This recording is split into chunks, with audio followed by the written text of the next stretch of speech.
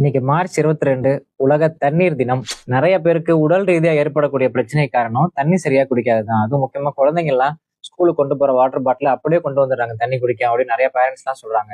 So எல்லா schools and டீச்சர்ஸ்க்கு என்னோட humble request, எப்படி நமக்கு இன்டர்வல் பெல் லஞ்ச் பெல் அடிக்கிறோமோ அதே மாதிரி வாட்டர் பெல்னு ஒன்று இன்ட்ரடியூஸ் பண்ணுங்க. அந்த பெல் அடிக்கும் போது குழந்தைங்களை தண்ணி குடிக்கிறத என்கரேஜ் பண்ணுங்க.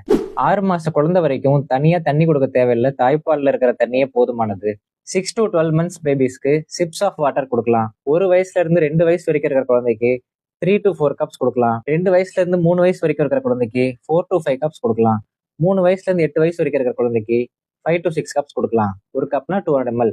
8 வயசுக்கு மேல உள்ள குழந்தைங்களுக்கு உடல் எடைக்கு ஏத்த மாதிரி 1 கிலோவுக்கு 30 ml தண்ணி குடிக்கணும். ஃபார் எக்ஸாம்பிள், இப்ப நான் 64 கிலோ இருக்கேன். 64 into 30 கிட்டத்தட்ட 2000 ml, 2 லிட்டர் தண்ணி வருது. இது வந்து மினிமம் அமௌண்ட்.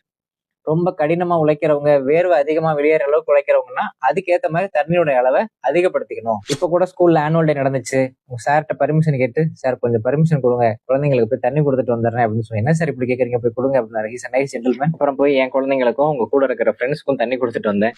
வீட்டுக்கு வரும்போது குழந்தைங்கள்ட்ட நல்லா சாப்பிட்டீங்களா, தண்ணி குடிச்சிங்களா, சூச்சு மோஷா நல்லா போனீங்களா, இதுதான் கேட்பேன். ஹோம்ஒர்க் எழுதிங்களா, படிச்சிங்களாங்கிறதெல்லாம் செகண்டரி தான். தண்ணிக்கு ரொம்ப முக்கியத்துவம் கொடுக்குற பர்சன்னா, தண்ணிக்கு முக்கியத்துவங்கிறத விட ஒரு அப்சஷன் மாதிரி எனக்கு ஆயிடுச்சு. தண்ணி குடிக்கணும் குடிக்கணும்ட்டு. It's healthy obsession.